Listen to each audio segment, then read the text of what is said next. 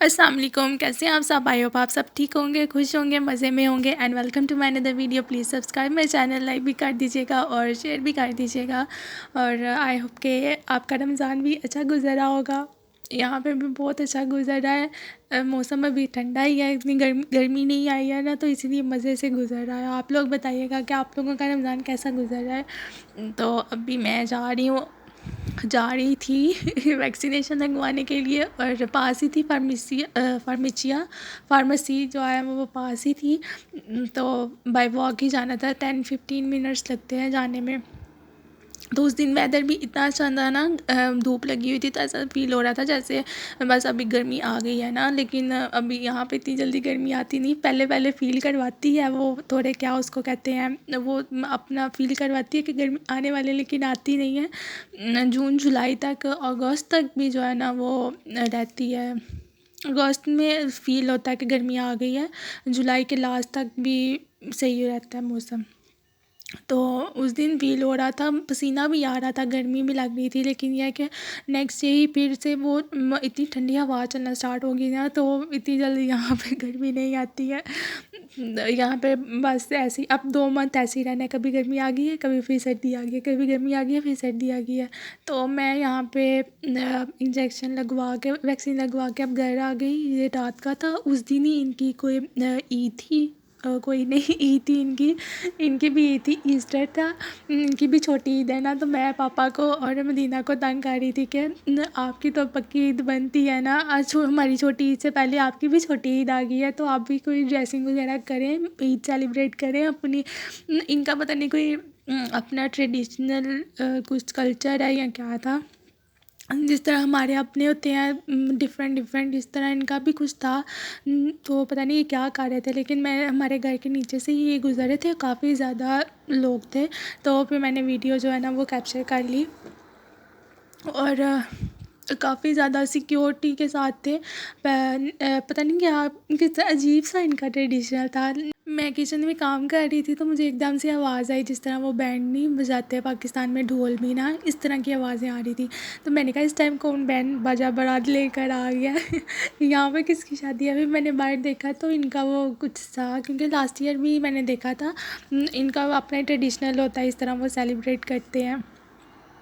तो फिर मैंने देखा, फिर मैं काफ़ी ज़्यादा लोग भी थे, सिक्योरिटी भी थी, पुलिस भी आ गई थी ना उनकी सिक्योरिटी के लिए।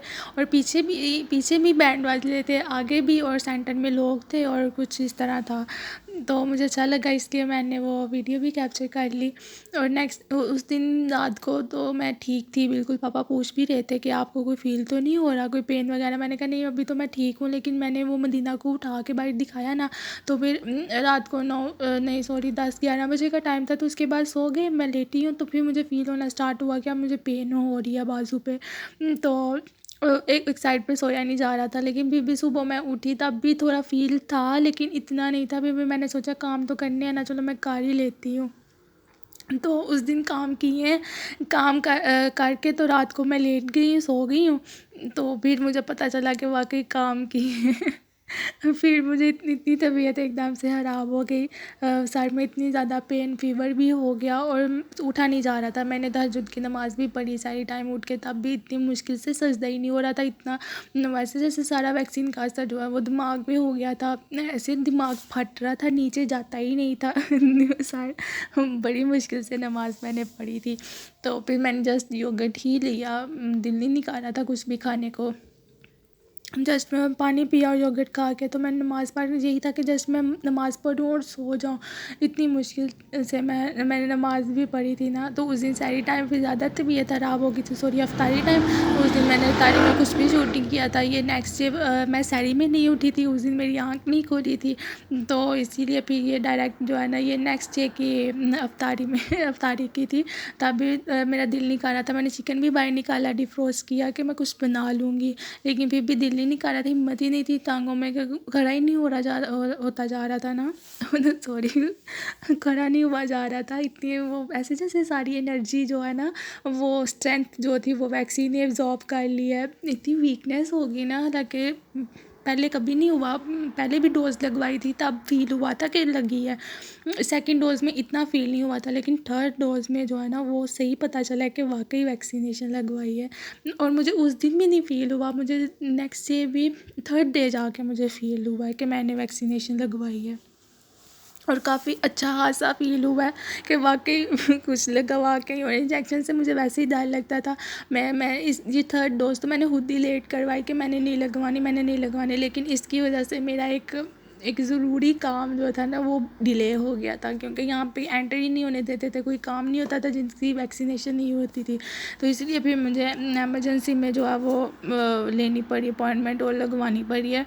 अदरवाइज़ मैं कह रही थी कि अब छोड़ो क्या करना लगवा के लेकिन जब पता है ना कोई काम ना हो इन कंट्रीज़ में, फिर पता चलता है कि नहीं अब ज़रूरी है, लगवानी है।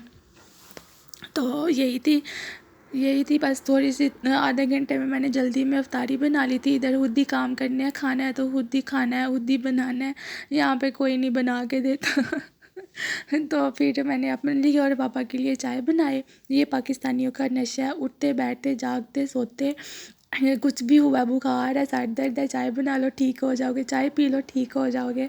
तो फिर मैंने चाय बनाई और साथ में मैंने बेसिल सीड्स और चिया सीड्स, पहले तो जी वो चिया सीड्स ही थे दोनों, अब मैंने देखा तो जी वो अब चेंज हो गए हैं, वो अब बेसिल सीड्स हो गए हैं, चिया सीड्स हो गए हैं।